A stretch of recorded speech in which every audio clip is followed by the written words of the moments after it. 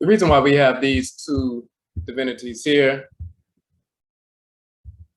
sometimes you see them seated this way. This is Atem. This is Asase Nebetepet, which is also Atemit, which we just saw. We're going to show that again. And this is Asase Nebepet. In Akhan, this is Asase Afu and Asasiya, the fertile earth mother and the barren earth mother. The barren earth mother is the one that receives corpses and so forth, deals with, justice and adjudicating matters in the ancestral realm. And then you have the fertile earth mother where we plant, seeds and so forth for crops. Here they are standing together. Asase Nebetepet and Asase Nebepet. The wife of Asase Nebetepet is Atem. The wife of Asase Nebepet is Kepra, and so forth. We showed them in this particular image together to show that the twin earth mother divinities, Asase Nebetepet and Asase Nebepet, are the same Asase Afua and Asase Akhan, Asase Ya and Akhan, showing that the earth mother divinities existed in ancient Kemet under the same names Asase. So this is the reason we had, showed this particular image of them like this. But they're shown in different ways. Sometimes they're seated together, sometimes they're not. But so the key is Atem means to come to an end, to complete, to finish, to bring an end to, and so forth. When the sun sets in the west, that's the end of the day and everything goes dark. And then the sun goes into the underworld. When the sun sets, quote unquote, in the evening point of the year, which is September, is the end of the warm cycle. Then you go down into the cool, dark cycle and so forth. So this is why Atem has to do with the fall. Atem and Atemet. And once again, we go back to our document. That was Atem and Atemet. Now,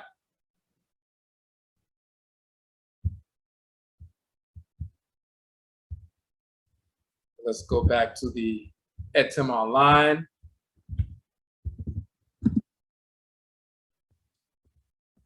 If you look at the term for winter,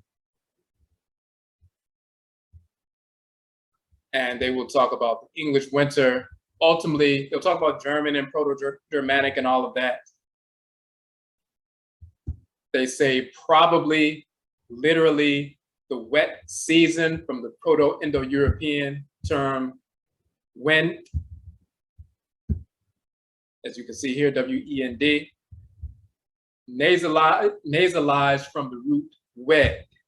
So wed becomes wend with the nasal end placed in between the E and D and so forth.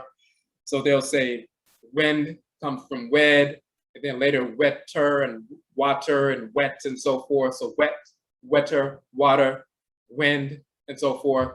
They said on another old guess, cognate with the Gaulish vindo, Old Irish find, and white and so forth, and dime. They're guessing about the origin of the terms that they use.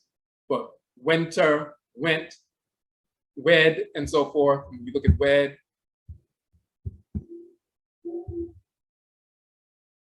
they say is the root of these various terms, including wet, winter, water, wash, vodka, which is vodka, and so forth, and undine and undulate and undulation and so forth. But you'll notice the U and the W, they will interchange the U and W. You'll find the same thing in our ancestral languages. In ancient Kemet, the symbol for the U is the chick, but it's also the W. But you'll have terms, for example, in European languages, Sweden is spelled S-W-E-D-E-N, Sweden, but some of them will pronounce it Sweden with a V. They'll say William, but some will pronounce it William or Wilhelm. The V and W interchange. The same is true in our ancestral languages, and this is where that interchange comes from. When you look at the U, and you look at the W, and you look at the V, you have the V that was a character over 2,000 years ago or whatever, about 1,500 years ago. It transformed into the U, And then hundreds of years after that, the U transformed into the double U, which is two U's side by side, double U, or two V's side by side. A W is two V's side by side. So you have William, you have William, you have Sweden, you have Sweden. The U and W interchange. And you find that interchange originally, not with European languages, but in our languages. So for example, the Ewe people in Togo and Benin and parts of Ghana, they will call their language Ewe, E-W-E, but some will say Ewe, E-V-E, so either Ewe or Ewe. When you look at the Ovambo people in Namibia, and let's look at that real quick.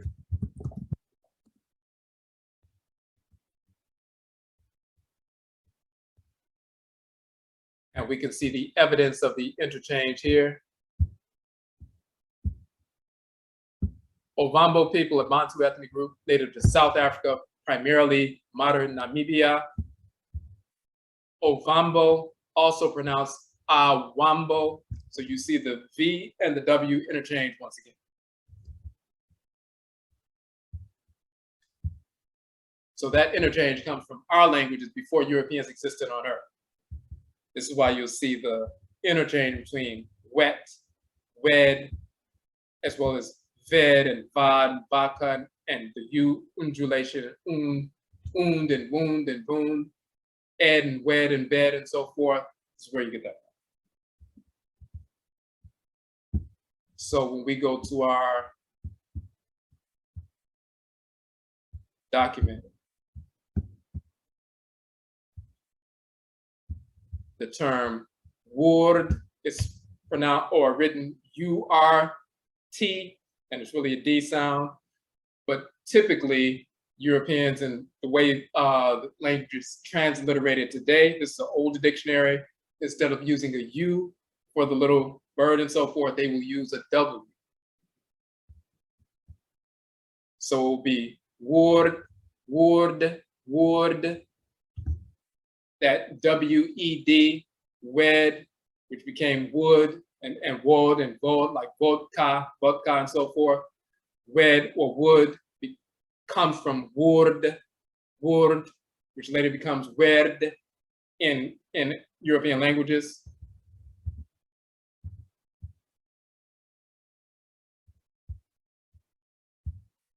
So wed becomes wood. Well, it originated as word. It became wed and wed later in European languages, and wedter and wedder and wedder, winter and so forth in English. But you saw it went from was winter to wind and wed and wod and vod, like vodka and all of that. But that word comes from word in ancient Khmer. What does word mean? The little swallow bird and the little lip of the open mouth is the word, and the palm with the open, the hand with the open palm is the D sound, so that's word. And it means to rest, be motionless. The setting of a star, immobility, cessation. Then it says the motionless God, Urt and Urt, the motionless divinity. That is a title of Alsar. Now, let's look at this real quick. Now, word becoming wed and wetter and winder and winter and so forth. That is the winter solstice.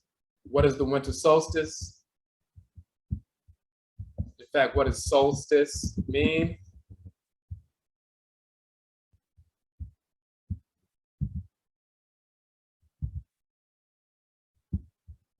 If you look at the term solstice, the time or date twice each year which the sun reaches its maximum or minimum declination marked by the longest and shortest days. Winter solstice takes place around December 2021. It's going to be December 21st.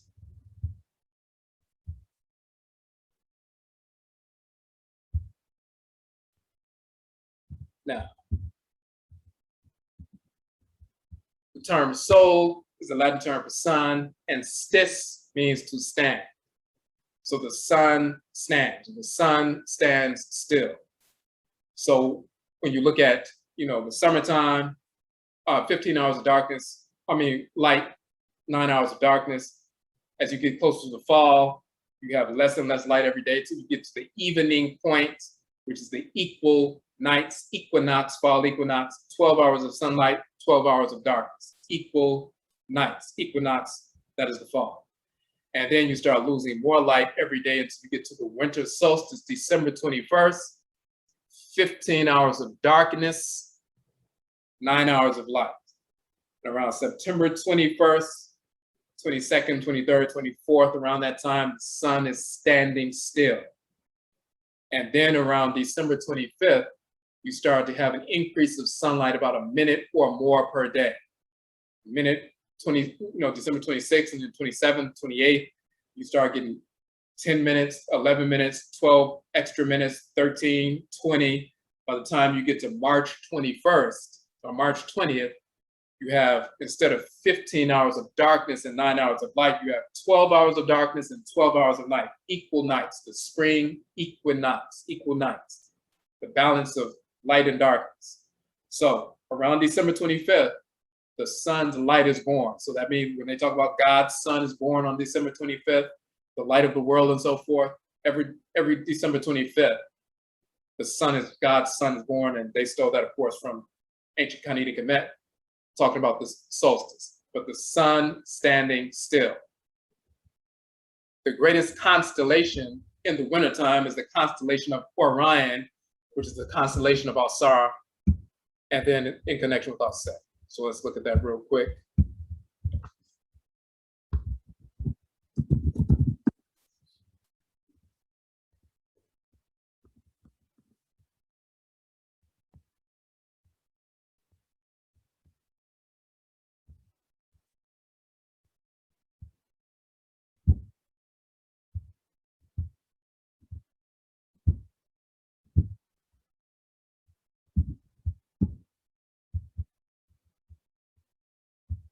And what you have here in the temple of Seti in Abju, in so-called Abydos, you have Ausar and Auset. So when you talk about Ausar and Auset, in their stellar aspect, they're operating through the star system Sa, which is Orion, the most dominant constellation in the wintertime and so forth. And Auset operates through the star system Sapatit or Sirius. But of course, Alsar is the one who's called Urtu. Urtu, Urt, meaning motionless, cessation, to stop, to stand still. During the time of the winter, including the winter solstice, that's when the mysteries of Alsar and the rituals of the resurrection of Alsar take place in Kemet, in the temple of Dendera in Kemet. There's a series of very complex rituals associated with the resurrection of Ausar. And that is around the time of the winter solstice. So when the sun stops, Urdu Ab, and let's look at that text once again. Urti Hat, meaning a still heart, a title of Osiris, meaning a title of Alsar, to rest, to be motionless. The setting of a star, immobility, cessation, that is the solstice. The sun is standing still. December 21st, the dark time of the year, the sun is in the underworld and so forth. It's akin to midnight, the deepest, darkest time of the day and so forth. That is when the stillness happens. The sun is standing still, the stillness of the heart and so forth, deep within the darkness, even ritually meditation going deep within the darkness, going under and so forth. That's the Urt, slowing down of the heart and so forth. But then there's a resurrection that occurs. So when Alsar dies and then he's resurrected and so forth, the resurrection comes later. But, second. That Urt, which became Urt and wood and wed and wedder and winter and all of that. That comes directly from the cessation, the immobility, the stopping or standing still of the sun for a certain period, and then the resurrection. And just so you can see that resurrection, let's pull that up real quick, which is also in the temple of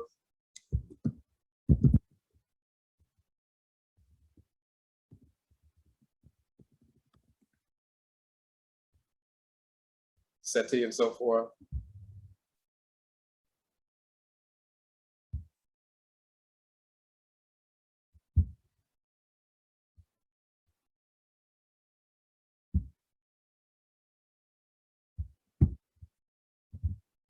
And we post this at least, every year around that time, just so people can see what's going on.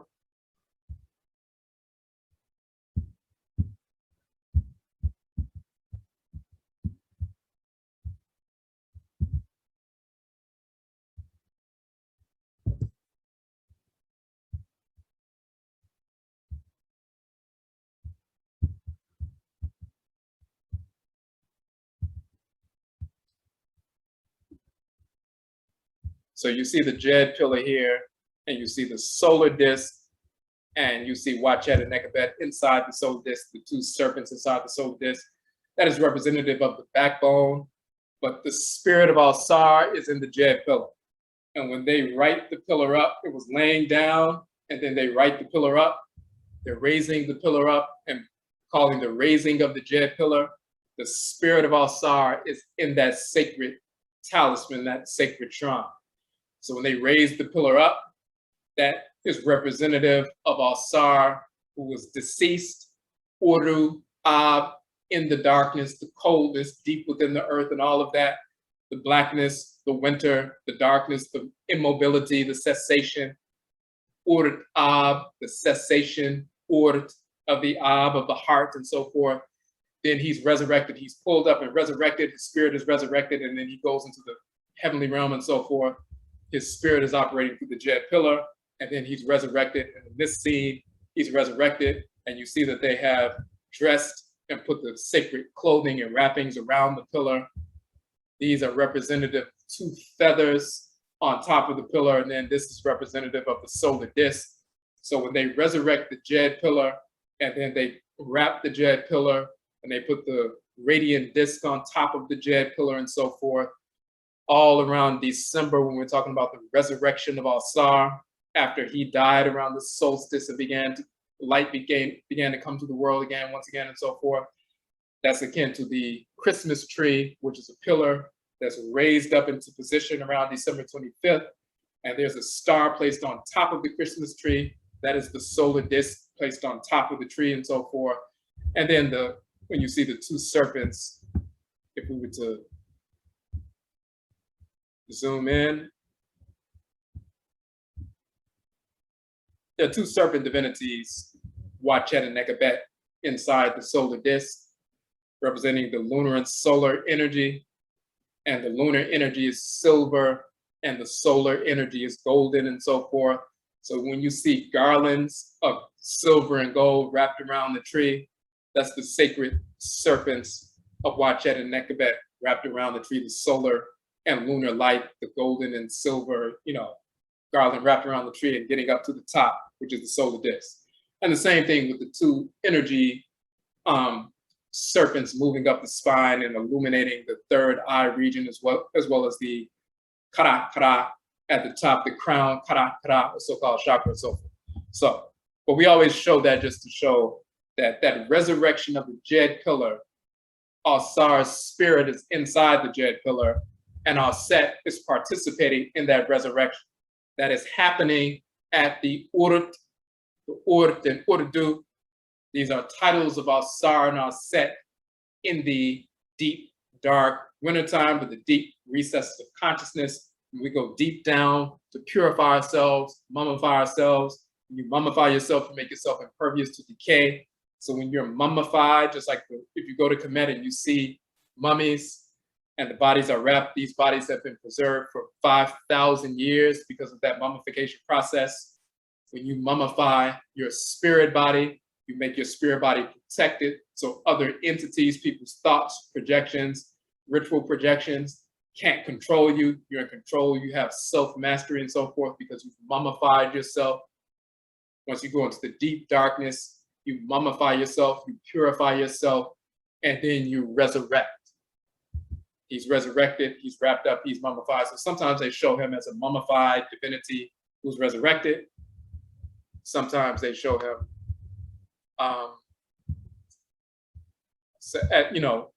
spirit operating through the jade pillar. Sure.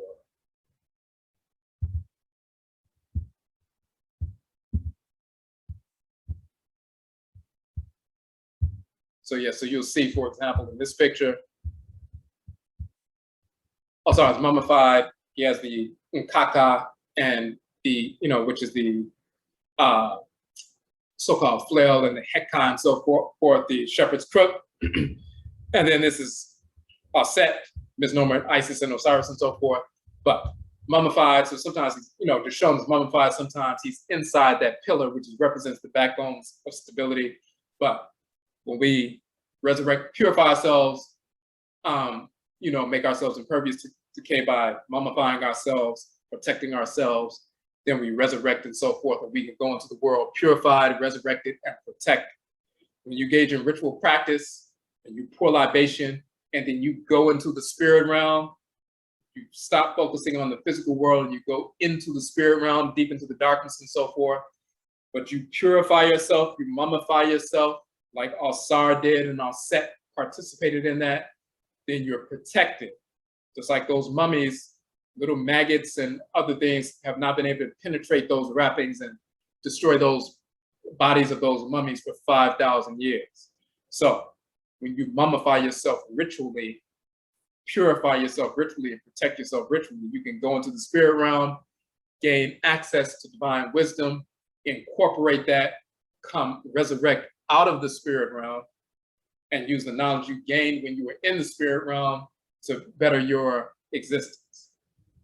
So that's what the Urtu, cessation, immobility, and all of that has to do with the winter solstice, sun standing still, and that's what's going on. That's the origin of the term.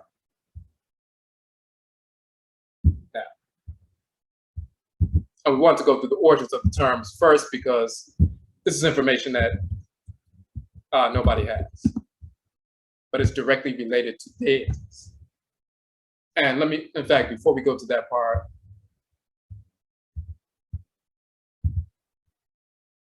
you see Urhat, still heart, and so forth, to rest, to be motionless, and all of that. But you also have Urt, the funeral mountain, the grave. Urt, a name of the other world. So that is when we talk about the funeral mountain, the land of the west, when the sun sets in the west, that's the funerary mountain, and then it goes down into the darkness. When it sets and hits the horizon, that's the evening point, equinox, that's the evening, like 6 p.m. There's also the equinox around fall.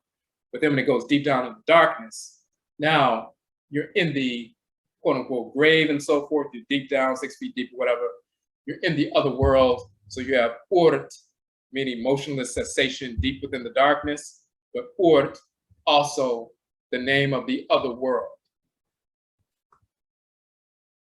But just so we don't assume that the death is final, let's just pull up our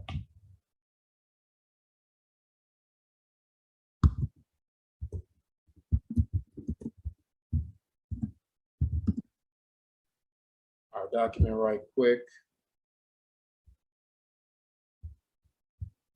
That death and purification in our ancestral cosmology is the precursor to resurrection.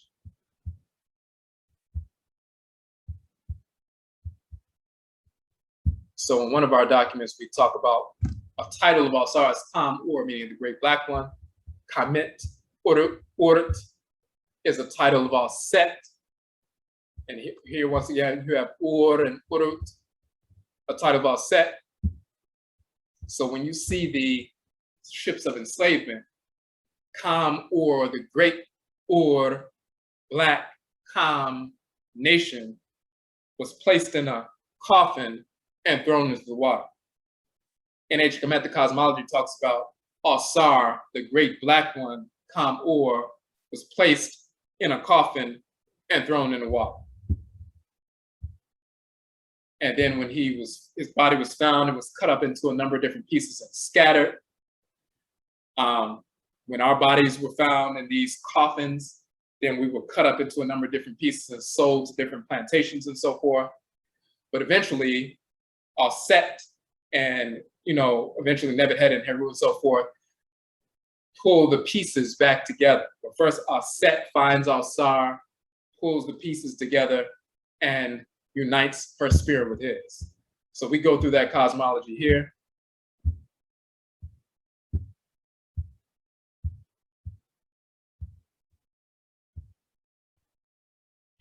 And just like Alsar was thrown into a coffin, the great black nation, Kam Ur, was thrown into coffins, sent across the waters and so forth. The red ones, the purported followers of Set and so forth, found the body of Alsar. Set's followers found the body of Alsar, split, cut it up and distributed it across the land and so forth. But eventually those pieces were found, put back together. Alsar is mummified, purified, protected, resurrected. Heru is born from Alsar and so forth, and Auset, and then takes back over the rule of the world and so forth and reestablishes order. And Alsar rules from the spirit realm, or Heru rules from the upper realm. But when you see the great black body wrapped up in cotton, of course, for us, the great black nation was, a dead, quote unquote, dead nation, wrapped up in cotton fields for a couple of hundred years and so forth. But that was the precursor to resurrection, because we had revolutionaries who were born, waged war against the whites in Alice Springs, killed them like Nat Turner and others, set up independent sovereign nations in swamps like Dismal Swamp in Virginia and so forth in North Carolina. The Gullah Wars and so forth that forced the Civil War to happen, and then forced the end of enslavement because our people were fighting.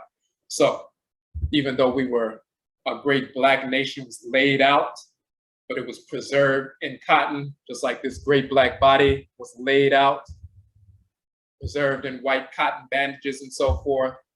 But then there was the precursor of potential for resurrection, and that's what actually took place. And this is why you see the mummified body of Alsar, you see grains growing out of the body, meaning the death is the precursor to resurrection when you purify yourself.